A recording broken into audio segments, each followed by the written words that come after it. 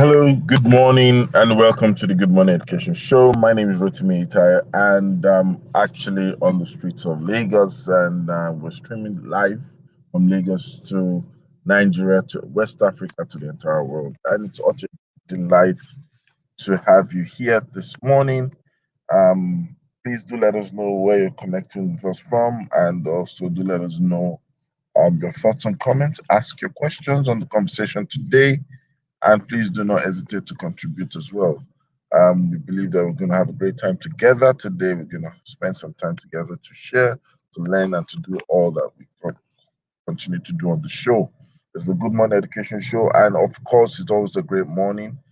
We will be speaking about teacher recruitment today, and I'm sure you don't want to miss it. You want to be a part of it at all costs. So share the word, spread the news, tell someone to tell someone that it's already started. On the Good Morning Education Show, I always like to welcome our analysts and also our guests and our constant tribe members, to the show. Good morning, everyone. Good morning once again. Thank you all for joining.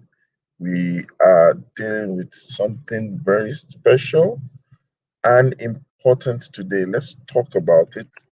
Let's drill down on it. Let's look at things around it. And of course, let's provide solutions around it.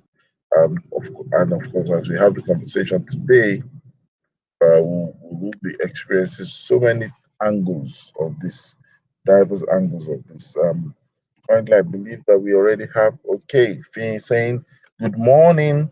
Nice to be back this week. Yes, fantastic, Fee. How are you? It's good to have you here. We should bring you on the show one of these days. If you're ready, or you even want to be here today, please do let us know. We will definitely send you a link so you can join us. So we will be right back. Just give me a second and we will be right back. This is the Good Morning Education Show. Don't go anywhere and we will be right back.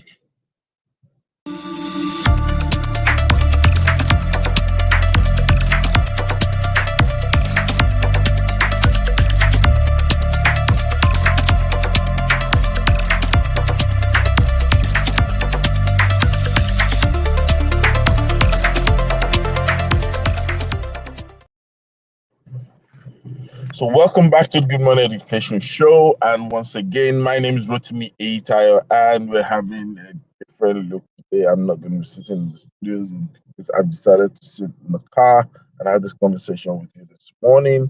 And as we welcome our guests and colleagues from all over, we will be able to do that. Thank you very much.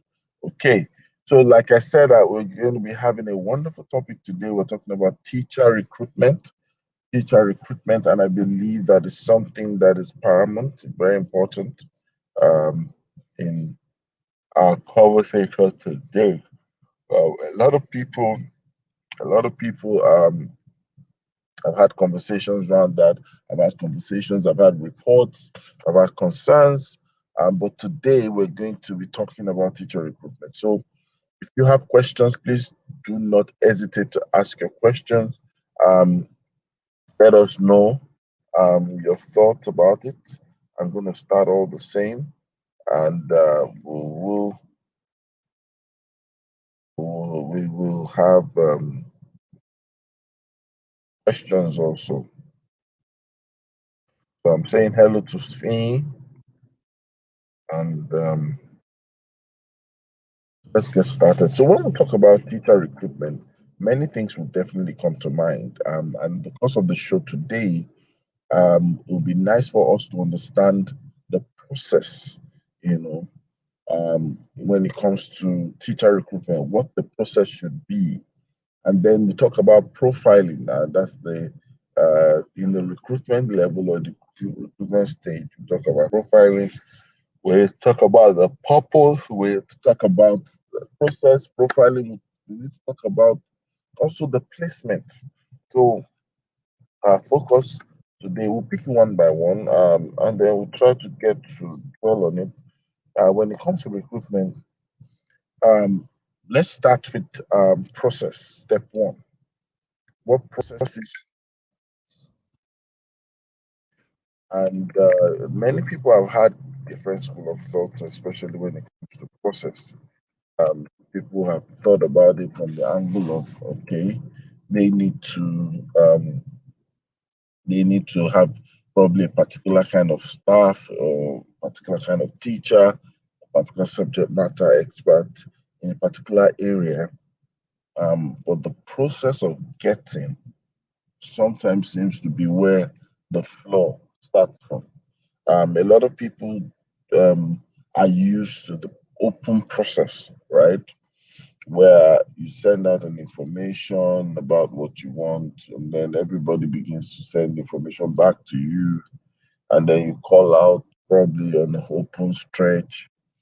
Um, that's one angle of getting people. Well, yeah, different processes. Sorry about that. There are different processes to getting people recruited. You know, we have people who are we have processes that can actually be a simulation. We have processes that could actually be from how do I put it? Not the normal net where you draw your net into the ocean of full of teachers and you're trying to bring people back on board. So the process is I like to find out if you're listening to me today and you're a teacher or you're involved in teaching or you're involved in the school process. Let us hear your own perspective about process. I believe that the things that you put in place to getting the right candidate would only stand properly when the process is right.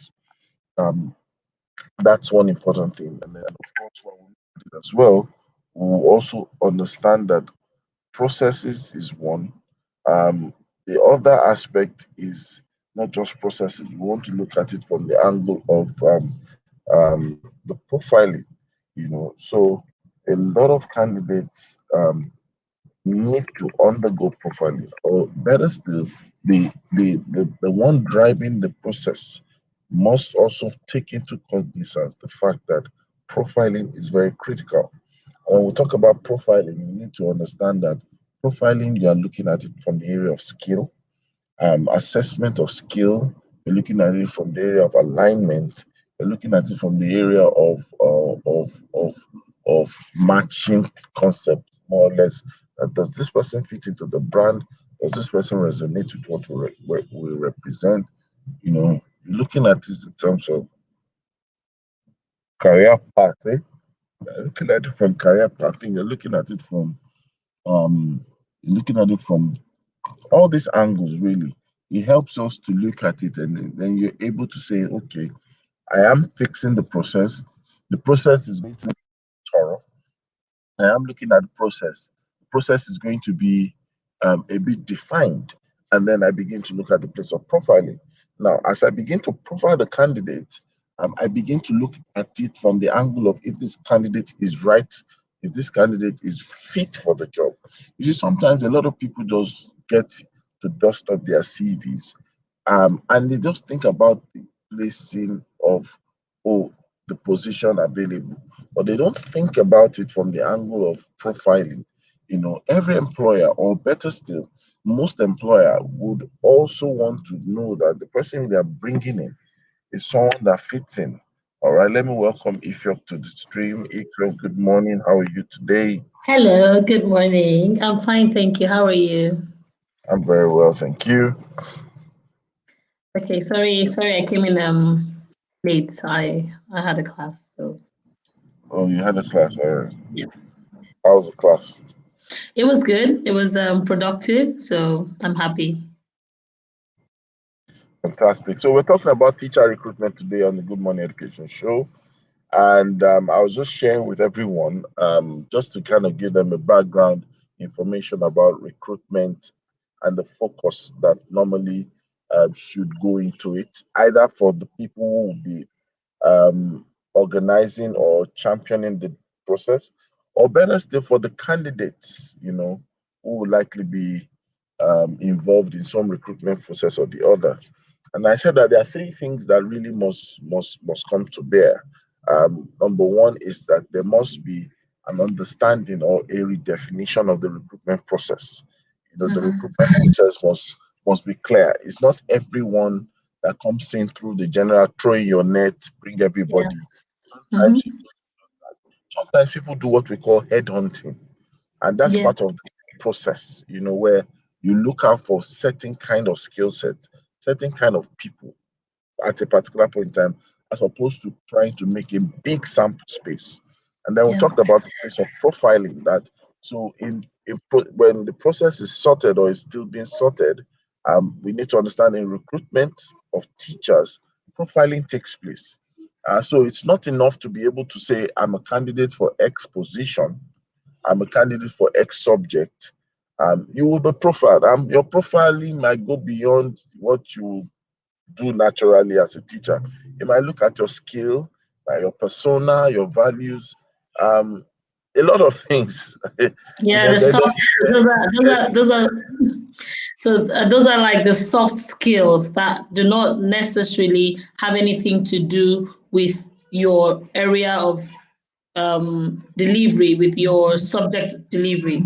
So those soft skills, and it's one of the things I usually bear in mind when I am going for an interview. Things like, values or attributes like patience, attributes like composure, what other things do you have to bring on the table? Okay, so now I'm speaking as a teacher who is going for an interview. yeah, So what other additions do I have to bring on the table? What can I use to wow my employers, or prospective employers? What else do I have to bring on the table? So those are some of the soft skills we could be looking at.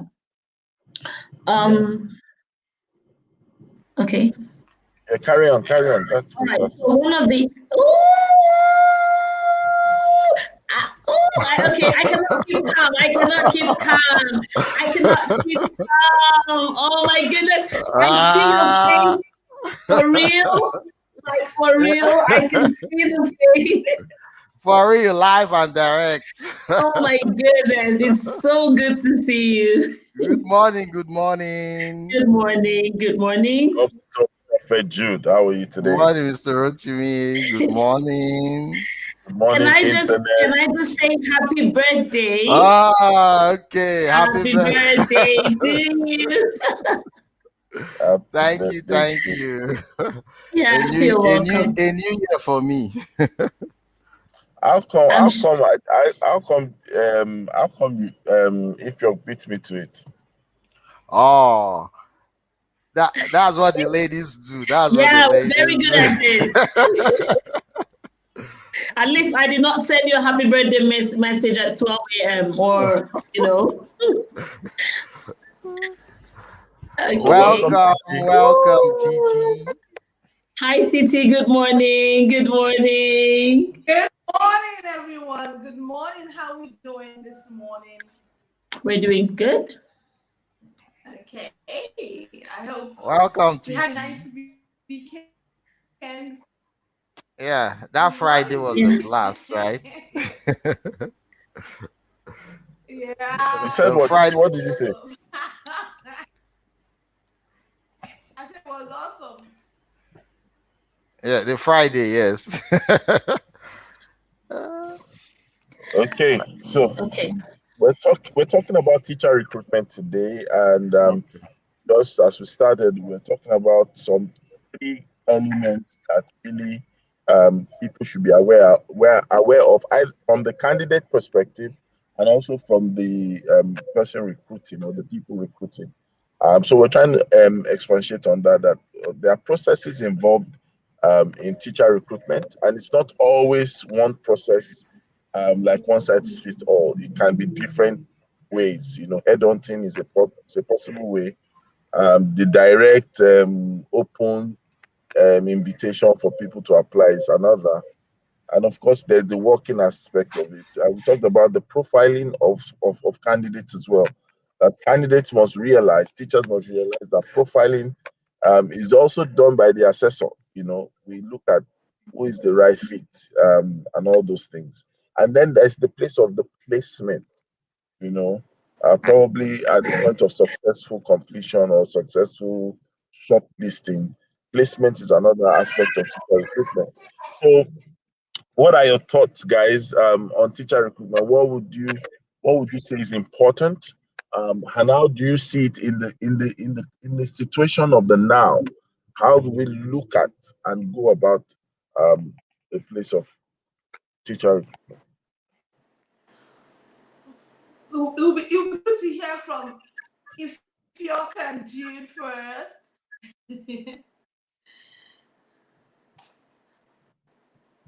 So, Jude, do you want to go on? Because if you actually open the floor.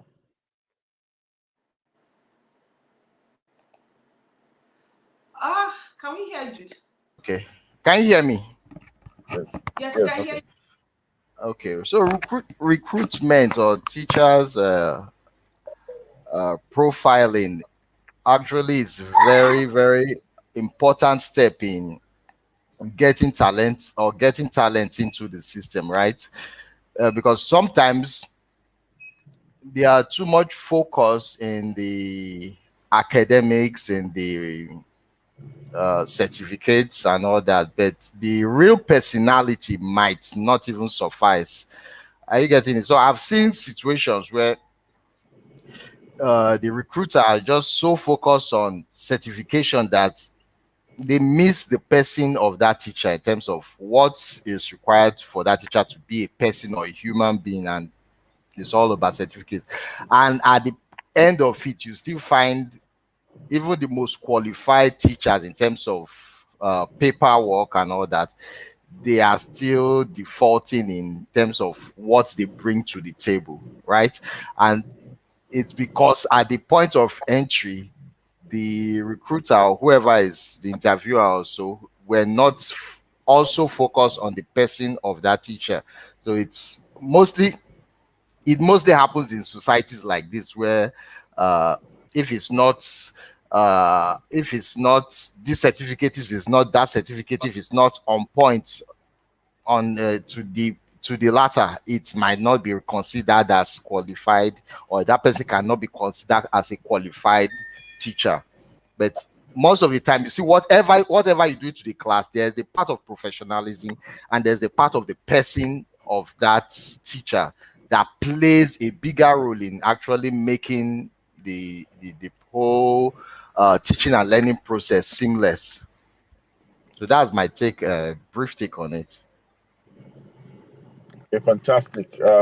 If you want to add to that, Jude has actually set the tone that we need to look at the person of the teacher, not just the certification that makes his qualification a professional. The professional is first a person, and most times when you are going to be shortlisted, you might just be shocked that the paper do not only suffice. Sometimes people look for that personal interaction, that style signature of the individual. So if you're back to you, do you want to say something on that? Okay, so I'd just like to go from what the purpose of recruitment is, okay?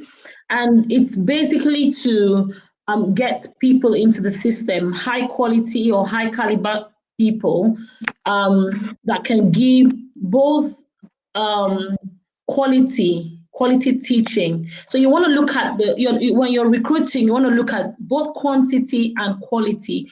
What is it that person has? Does that person have the personality to take the teaching to the next level? Don't forget that what is teaching? For me, it has to do with nurture. Okay, so if you're nurturing children, if you're teaching children, do you have what it takes to nurture children, not just to impart knowledge in quotes?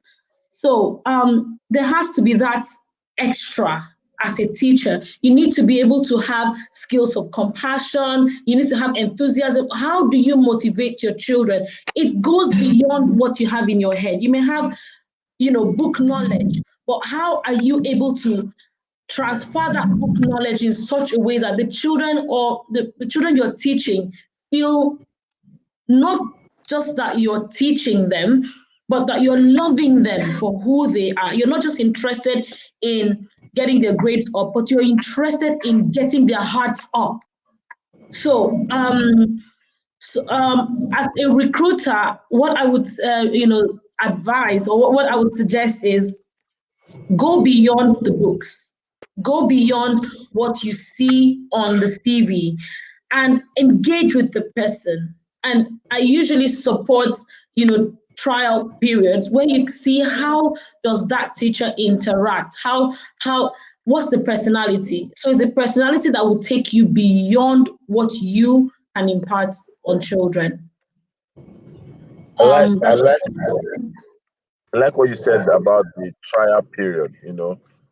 Personally, even in my own business, I tend to I tend to apply that rule. I'm sure Titi remember we had a conversation on this last year, and even towards the end of 2019, but last year in particular, where she mentioned something about internship or interning.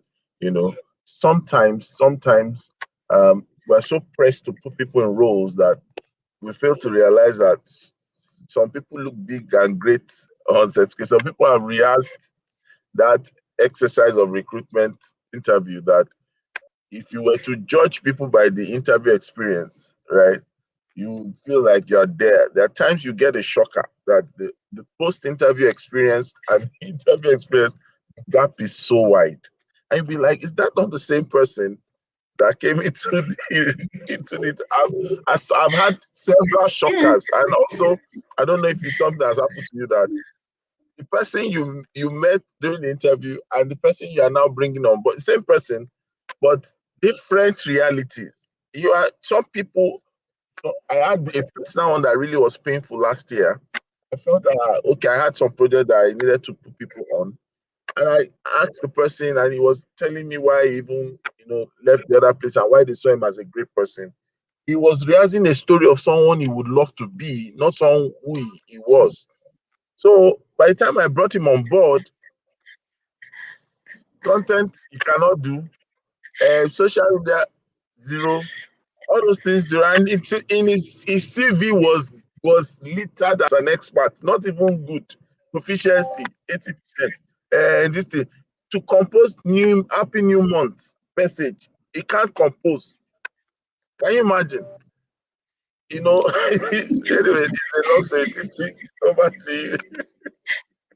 Okay, I think I'll start by saying two things. The first is that teaching is hard, and it's not for everyone. That's the first thing I would say. So what that means is the onus is on the school, the government, whatever it is that has an educational system, to get the right people in. Because even the best of teachers will get discouraged, even the best of teachers will want to give up, even the best of teachers will just want to throw in the towel. So what that means is that because it's hard, try and get in right people from the first start, because the right people will eventually overcome some of these challenges. I mean, if 2020 has told us anything, it's the fact that when you have the right people, they can easily go with the flow, whatever comes their way. So what I would say is that, it's important that you don't try to do shortcut. Try to say, oh, because I need lots of teachers, let me just get anybody in. So the first thing I would say is that you need to get the right person in. The second thing I would say is, when you ask yourself, as an educator, as an administrator, when you look at your best teachers, what would you say are the skills that make them stand out? And like Ifyok and Jude have rightly said, it's really educational content. It's really the course that they are teaching that makes them stand out. What makes them stand out? For me, it's these first four things. The first thing is the enthusiasm in their job. With that enthusiasm, they can learn quickly. With that enthusiasm, they can overcome the obstacles that come their way. You need a teacher that is enthusiastic about teaching. Because if they're enthusiastic about teaching, it allows them to go and do the necessary research to up their game, to up their teaching. They're always looking on how to improve themselves. So it's important that you have teachers that are people that are enthusiastic. The second thing is that you need people that are committed.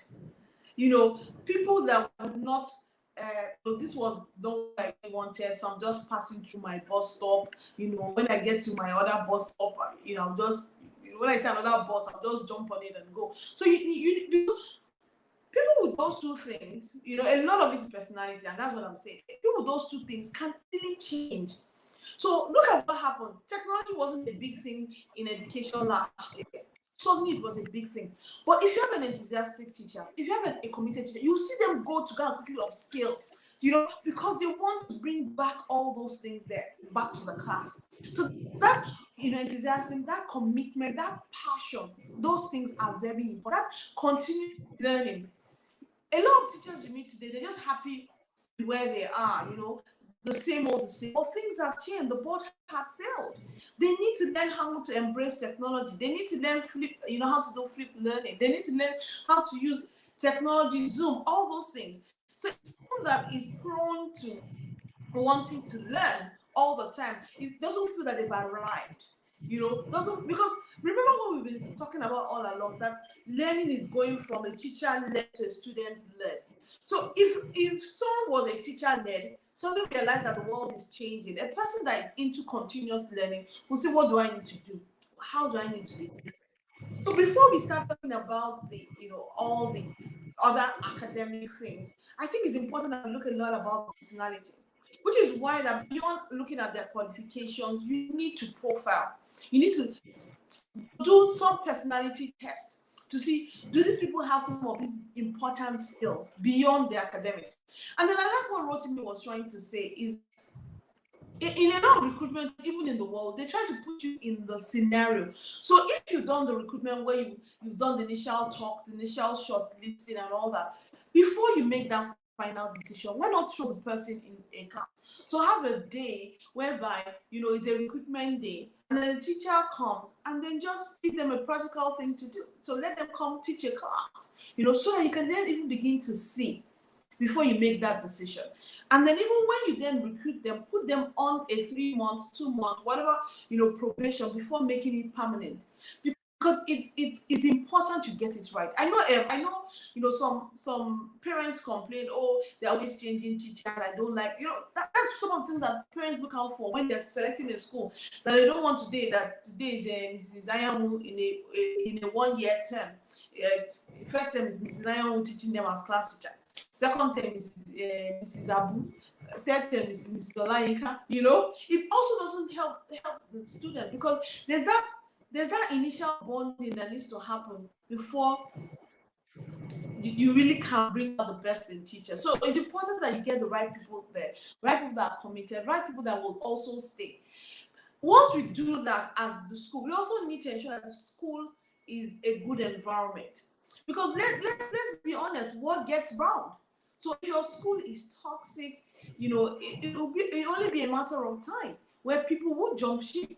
So it's also important that while we are trying to get the right people on board, that the place that we're getting them is also the right place. It's also the place to nurture. And it doesn't always have to be about money. That's the truth. You know, there's some schools that, you know, parents are sad to leave because they know that the pay wasn't fantastic, but you know what? It was a very learning environment. It was an environment that encouraged you. It was an environment that nurtured. It was an environment before you were contributing to listen. It was an environment that challenged you. It was an environment that provided you opportunity. It was an environment that they treated you with respect. You know, you counted. It wasn't a dictatorship, and it wasn't about she who must be obeyed and she who must be feared. So when we look at recruitment, let's remember that recruitment is a two-way street. Is you looking for the right person and the person also looking for the right environment, and we must ensure that it's a meeting of two expectations. I think I'll stop there. Okay. Can I just say something before I lose this thought? And just to connect it to what Titi was saying. So, Titi, you mentioned something about, you know, changing teachers, you know, often, you know, a situation where teachers always change. And in one term, you know, a class could have 3 or 4 teachers. So one thing I want to point out here is that teachers the teachers are scarce. I was just going to just flow into pidgin now, say better teacher, no, we know plenty. We like this, we know plenty. So it's important that as employers map out a strategy for recruitment, they also have to map out a strategy for teacher recruitment, retainership. Yeah. Okay, Yeah. because if you don't plan for it, you will not achieve it. So as you plan to recruit teachers, what's your plan? What's your strategy to retain those teachers that you have? It comes into play because one question well, the last time I had to, or every time I've had to go in for an interview, I always ask, what does your policy say about retaining teachers? What does your policy say about teacher growth and development within the establishment? So, because our profession is such that it's easy for a teacher to be stagnant. It's very easy for you to teach primary one for 10 years. It's okay. But then how, within that horizontal plane, how are you upskilling, and what's the place of the establishment to be concerned about teacher growth? So if you have a solid strategy for both recruitment and retainership, and now with technology, if you support it with technology, then you have an edge when you compete for high quality teachers, because there's that competition. Yeah. That's just what I wanted to say there. Fantastic. Honestly, they're scarce. They're so correct. They are scarce. They're not everywhere. We know plenty. So once you get them, you need to ensure that keep them. Yeah.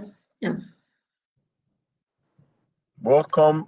We have Eben, we have KK, we have Safety Chick in the building. KK, good morning. Eben, good morning. Hi, good morning. Good morning, It's good Mr. to be here. Rotimi. Good morning, everyone. Hi, Jude. It's Good good to morning, see everyone. you. Good morning. It's Jude's birthday today. Okay. Good to see you too. Happy birthday! Happy Ah, Good morning, the birthday boy. Good morning, the birthday man. Thank you so much. Thank you so much. Wow, 1st of February. We don't forget that. Hope you are having a digital cake soon. Yeah. We are launching it. We are launching it. We are launching it. Okay, so we're talking about teacher 3D. recruitment. We want 3D share. Yeah. We're talking about teacher recruitment today, and I'm sure most of us have had one or two personal experiences. So let's make this a bit practical. What has been those funny moments that you've witnessed in the in the recruitment of teachers, either as a teacher or as someone involved in the process? Let me start with KK, then I'll move to Eben and move to that back to you. Sorry about that, Rotimi. I actually missed your question. I just Okay, so to I was wrap up talking a about meeting, so I missed everything you said. Okay, so we're asking that. Tell us about interesting moments, right, in the Oh, can recruitment of somebody teachers. else start? If somebody else starts, then I can maybe hear what they say, and I can then. All right. Okay, I so think I can start because I can hear Mr. Rotimi. Okay, Eben, over to you. Okay. Okay. Mr. Rotimi is asking about the moments that you have actually experienced during teachers' recruitment. And yesterday I was in a school, and this was it was actually around teachers recruitment. The topic we are actually talking about was around teachers recruitment, where you will send vacancies outside. Maybe teachers are needed in Bagada, and a teacher in Ogun State will apply, and a teacher in Port Harcourt will apply. And at the end of the day, when they come around, they will now be asking you, can you give me accommodation? When accommodation was not even written on the vacancy. I actually I recruit for schools, And due to my large platform, I've been experiencing that a lot. And then I don't want to even talk about the physical experience, interview experience. I just want to talk about the when you send vacancies out, how people respond. They tend to even respond more to vacancies like head of school. And then by the time you see some of the qualification or you even see them face to face, they don't actually have some of those experience at all. So they are just, I know we can improve. Improvement is actually certain, but the number one thing I want to talk about is that you must make sure that the location is something that is actually nearer to you before you can apply to any job. Still happened that same yesterday. Somebody, a school needed an head of school in Bagada. How can you in Mowe Bafo apply for that kind of a job? So at the end of the day, you say you want to collect this amount, and they now ask you, please, where exactly are you staying? Say, okay, I'm staying at Mowe Bafo. So I'm asking for this money because I want to use part of the money to actually rent an apartment in Bagada. So for now, let me just talk about just little of this now. Then I think KK will be ready now to fire us with the face-to-face experience and move the show to the next level. All right, thank you, Iben, for that. Your feedback actually reminded me of a panel I was part of, and we saw in the candidate's CV that one of the hobbies was performing experiment. So I noticed that one of the panelists said, "Oh, you love to perform experiment as a hobby," and she said yes. I now asked, "What type of experiment?"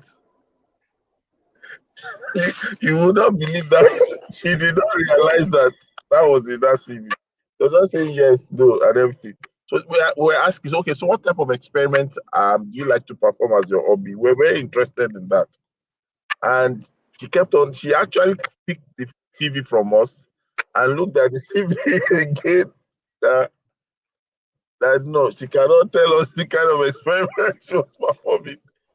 At the end of the day, they just sent her away that, look, excuse me, yeah, don't waste our time. Meaning that she didn't prepare that CV herself. And sometimes people write things that are catchy, maybe that will give them an edge, which really should bring us to the issue of integrity. A lot of times, I think some CVs are over bloated, or some people have exaggerated some facts in their CV, just so that they can probably have a good turnout or something. I don't know. If you're what's been your experience?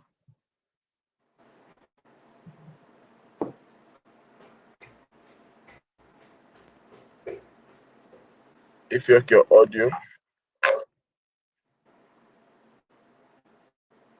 I was blowing away, sorry. All right, so for me, when I see ads, okay, that I'm interested in, it's always okay. I do my research, okay, and say, is this something I could be interested in, and what do I need to get ready for this? But I wouldn't shy away from applying for a job that is, far away from me.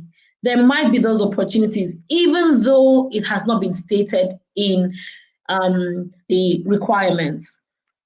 I believe that if I wow the employer, they could go to any length to get me, and that's the way I work. I know my onions and I sell it. If you want me, you will do what it takes to recruit me, and there's that possibility. So somebody who is doing that may just say, "Oh, I really love this establishment. I have done my homework. I've looked at them. This is a place I'd love to work. Yes, I have this challenge. It's far, but I will still go out there and apply." So I look at it from a positive point of view to say, who knows? It just might be what is for me. So that's one. The second thing, I wrote it down as Iben was talking, is sometimes recruiters create a stressed environment during recruitment, during interviews. and it's not particularly helpful. I keep using myself as an example. I can be very anxious. There are people who have high levels of anxiety, and it affects everything they do unless they go in and then they now gain some level of composure, and then then they can actually function. So if you look at my level of anxiety, you will not hire me. So, but I have my own strategies on how to handle that. So I go in earlier, I take a look around, those are my own strategies on how to handle myself and my anxiety. The people that you will need to be there for as an employer who need that extra help to handle that. So creating an environment that is stress-free during the interview would help. And some of those things I would suggest would be asking or starting off with very, should I say, silly or calming questions that have nothing to do particularly with what you're recruiting for. So yeah, that's it. Thank you very much. Safety Tick, are you there? Okay, so let's hear from KK. Okay, so I'm in teacher recruitment as in. Hello, sir. Good morning. Good morning, everybody. Good morning. Okay, so let's have KK first.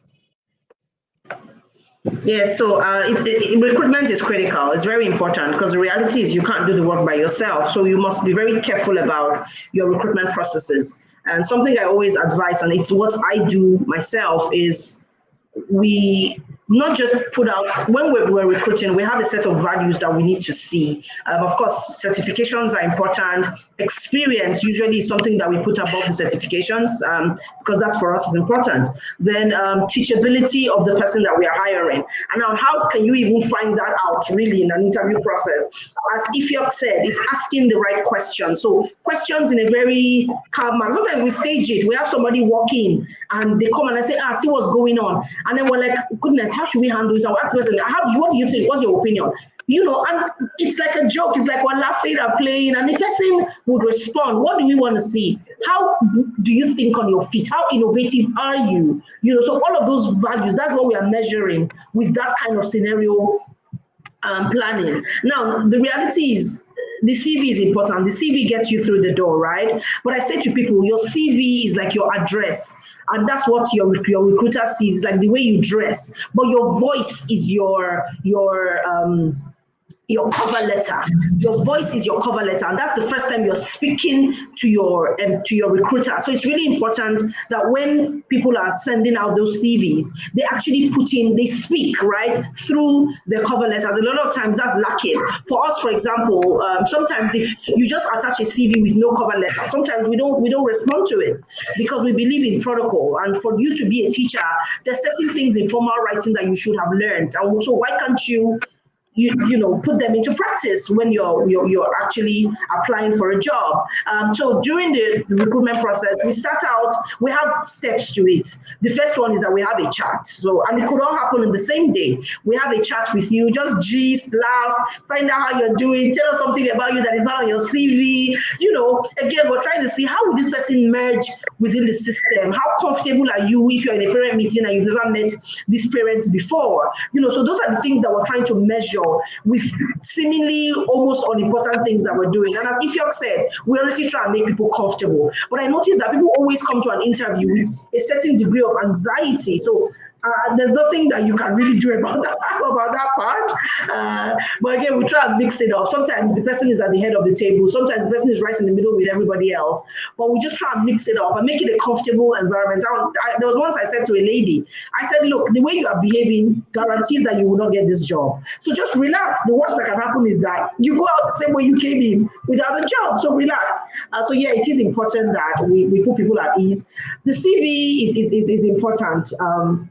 but what did you write on the CV? As Mr. Rotimi was talking, that it's like you didn't even, he was talking to somebody and explained the CV and they couldn't even explain the CV. You know, they usually have this objective at the top of the CV, and my objective is to work in there and contribute. I'm like, wow. So what does this mean? And sometimes, especially if I'm on the recruitment panel, it's usually very nice as people know that I like to smile. You know, and I'm smiling and I'm asking you, so tell me about this time where you led the event in your school. What percentage of the event was squarely on your table? Who did you collaborate with? What were the things that you could have done better? So I would actually dig deep into all those things that you've put on your CV, because that's how I know that you were able to do the job. So I say to people when I'm doing CV or hiring meetings and all that, I said, if you can't explain it, take it out of your CV, right? And it's also great to make your CV skill based for those teachers who are out here. Make that CV skill based so that when people look at it, they can first off see the role you performed and then see the skills that you have to employ in doing that role. Over to you, Rotimi. That's so true. Thank you so much. You reminded me of what happened to me also, a personal experience. I tried to use buzzwords when I was trying to get my bank job. So I put interest, financial analysis. Can you imagine? What is And I'm here. So as I was almost ending, the guy just said, "Okay, one more thing. You have here financial analysis." I didn't know when I said yay. Everybody laughed. I just said yay. He's a financial analyst and he's always excited when he sees young people demonstrating dexterity. I was hearing dexterity. It's just grammar. And but they love the fact that I was real, right? I just I said, I love it. That's why I use the word interest. Not that I have knowledge about it. I got the job still, but that day, you know what he said, if you can't explain it, just take it out. You understand?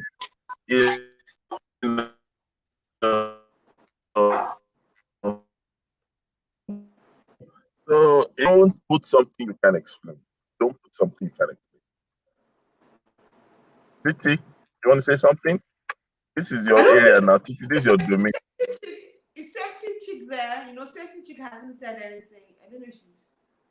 Okay, so I've not really said much. I was just listening to you all because I've not had a direct experience recruiting teachers, So, but I was just listening. I just want to reiterate the part about not inflating your CV, not saying what you can't defend, because that's the one that will make you look like a fraud, and that's the one that would make you look like you're not. There are many times people get into interview rooms, and even if you are saying rubbish, the fact that you're confident, you're bold about it, it helps.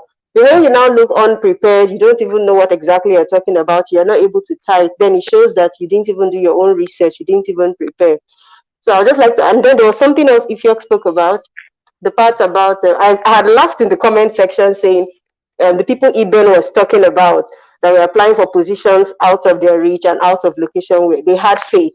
That's why they did what they did.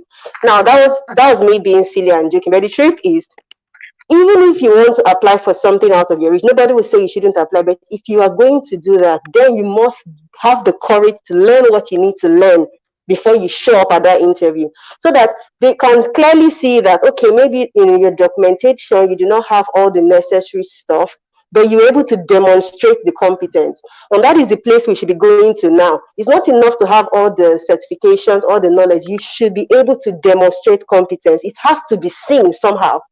And if you're not able to convey that, even if you have all the papers in your CV and all that, it doesn't matter at the end of the day. People, because your CV won't be the one in class.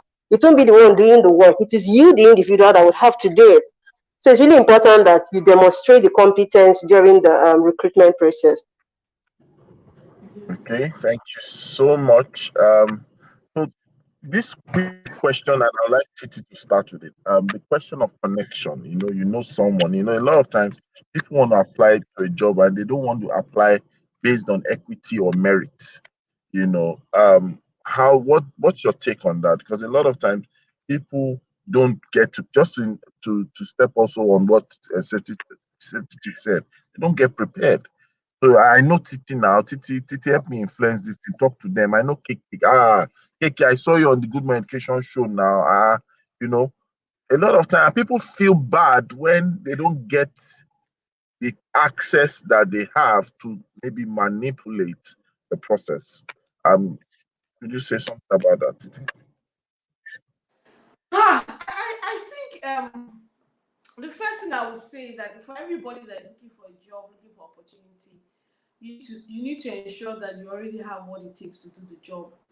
The reason I'll say that when it comes to all this source using connection, remember that nothing is permanent. So your connection is there today, doesn't mean your connection will be there tomorrow. So if you go in lobbying and the person gets you in, but you don't have what it takes, and then the person moves to another school, what's going to happen to you? And a new money, or just imagine that the old owner retires and hands it over to new management. It's the same thing. So anything in life, no matter how you used to get into the door, to stay requires more. So you can decide you want to use connection, use lobbying. It can work for you, right? But once that environment is not an environment, or how will I say it, it's an environment that needs results. When it comes to school, if a teacher is bad, when the 70 people are in that class, one parent will bring it out and start flagging it. It can't be hidden for long. So can you imagine the mark, the note, what the child wrote was rubbish, the teacher still marked it. It will come out. I'm sure in this kind of environment where they're not stakeholders. It's different when you're doing things that maybe in government and very bureaucratic organization. But when it comes to school, that the performance of the school, especially in private, the performance of the child needs to be seen. You'll be found out. So when I use connection to enter, you need to get your acts together. So what I would say is that, whatever way you use, it's only a matter of time. You'll be found out. So it's important that you have the skill sets. Even if someone helps you get the job, when you know that you don't have, you need to go and quickly skill up. I say it all the time. Anything can happen. Management can change. New management can come. A new MD will come that knows nothing about your history, and all they will see is what's on ground. They will see your evaluations. They will see the minimum requirements that was required for the job, as you don't have it. So it's important that you know that you gain qualification. And when I mean qualification, not paper qualification. So it can get you in the door, but will it keep you there? That's what I would say. Fantastic. There's a question from Ekperia Maka Chidema. She's asking, can the house talk on the issue of experience to qualification or certification? I would like KK to start with that, if you're also good as well. All right. Okay. I mean, certification tells me as a recruiter that you have a basic idea of the roles and responsibilities of a teacher, right? So that's certification. But your experience or qualification, so certification. So what do you mean? The issue of experience? Yes, so absolutely. So then that's your qualification or your certification. But your experience tells me that you can do the job. And I always, as a recruiter, prioritize experience over qualification. Because guess what? I can send you for a quick certification course. I can teach you. I'll give you a certificate from my training institute, but if you have the experience, it then means I spend less time, and time equals money. I spend less time training you on the job. So all you probably need to learn is the ethos of my organization, the way we do things. So that's what you need to learn. So Chidinma, experience is much more important. But it's not for you to say you can do it because you've done it. No, you must have demonstrable experience. If your experience is not demonstrable, then it's not experience, right? And what we do, again, it's subject to the staff. right now that where a lot of things are happening virtually, we actually would create a virtual classroom, and that person will be given a lesson to take. So they would create the lesson notes and they would teach it, right, to the students, and we will be in there watching them teach it. And that's something that we do just so that you're not just saying you can do it, but we can actually see that you can do it. We also include in our probation, in our recruitment process, a probation period where you actually come and spend some time in the organization working. And it could be 2 days, it could be 1 week. That period allows you to meet us as people, beyond the recruitment panel, and actually gives you the opportunity to say, do I want to work with these people? Do I want to work in this place? Am I comfortable here? And we also can then do a test of your skill to say, oh, can this person really do the job? And then we check that. So experience always comes first, but it has to be demonstrable experience. If not, it's just words. Thanks. Fantastic. Ifyo, can you say something about that as well? Okay, so experience can take you this far. Your qualifications can also take you this far, but combining your experience and qualification is the best. Okay, so I'm not going to say I would take experience, above qualification and certification anytime, any day, because experience tells me that you can do that job. I'm not just telling me it's okay to put it on your CV that, okay, I have 10 years of experience. I have 5 years experience working with 2 to 3s. And you get into a 2 to 3 year classroom and you're speaking to a child standing. So how are you able to show me that you have experience? Yes, you've told me, but are you able to bring everything you've learned in the period of your experience to today, to the now? So that's what I think when I hear experience. Are you able to draw from your knowledge, from your expertise of all the years you've worked, to apply it into a present situation and arrive at a solution? That's experience for me. And then going forward, it's okay, it's actually good and necessary to get qualification, because there are things that your experience will not teach you. There are things that you need to read or you will not understand from experience. There are things that you need to open the book and study to be able to apply it to your experience. So experience, qualification, put the two together, that's the best sandwich. Thank you. Fantastic. Eben, do you want to say something? Yeah, experience. I think experience is the only source of your knowledge, and I think without that experience, paper qualification is just nothing. Because using myself as example, I have actually worked in so many organizations without even having certificates for some time. And what they look at is my expertise, my experience, what I can deliver, the deliverable. So I think we should be after that experience. What have you practicalized that can turn into experience? And then when you break the meaning of experience down, it simply means the process at which the process of what you have done for a very long time. So as much as possible, we should not just be after the certificate. I observe a lot are actually after certificate, but we should gain as much as skills, knowledge, and value, which can turn into experience. And at the end of the day, it will go with us for life. Thank you. All right. Thank you so much. As we bring this to a close, I want to remind the people, especially the one asking the question, that we need to understand the mindset we're thinking from. As an expert, you need more than experience. You need experience, exposure, you need expertise. And these things sometimes require social proof. Your social proof is some measure of certification. But as a workman, you need your front-end experience, which is what Keke was saying, demonstrable experience, meaning that we just want you to do the job.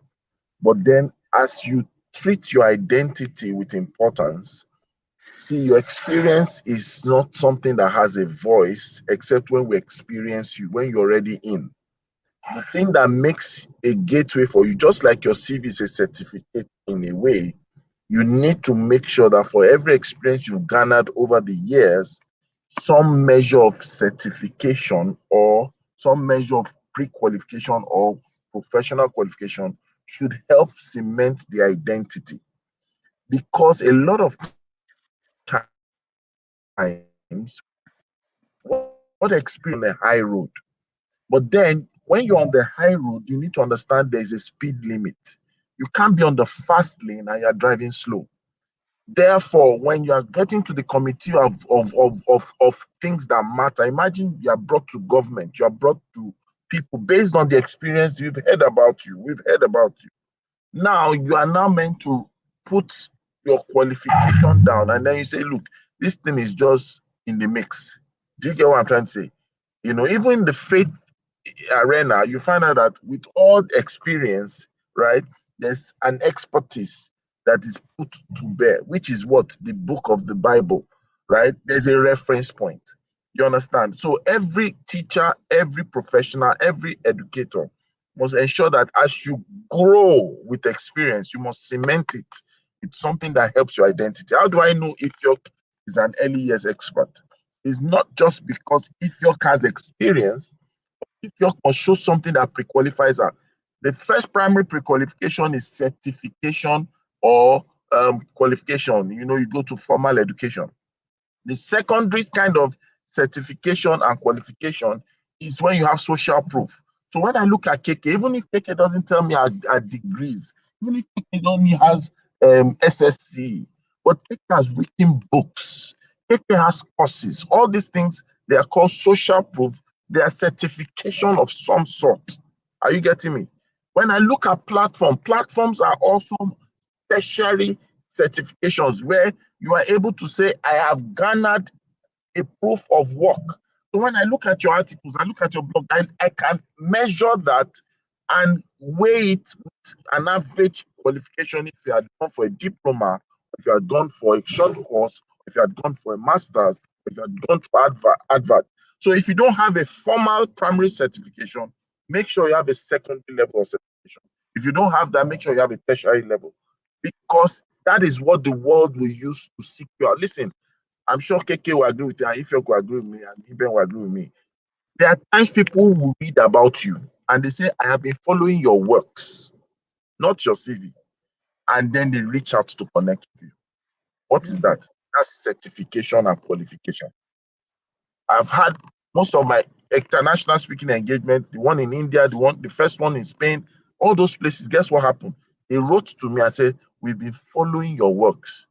You know, in Nigeria, if you say someone is following you, we mean village people. But in the professional space, we are not talking about village people. Do you get what I'm trying to say? So I think we've learned a lot today, and we're going to be back tomorrow, and we're going to be talking about something different, still on teacher. We're going to be talking about teacher development, and I know it's going to be a great time. So, ladies, could you sign us off? Because it's over an hour already, and you know how we do it. It's always a great morning. Good morning, On the education Good show. Morning Education Show. Thank you. Have a great day. Bye. Bye.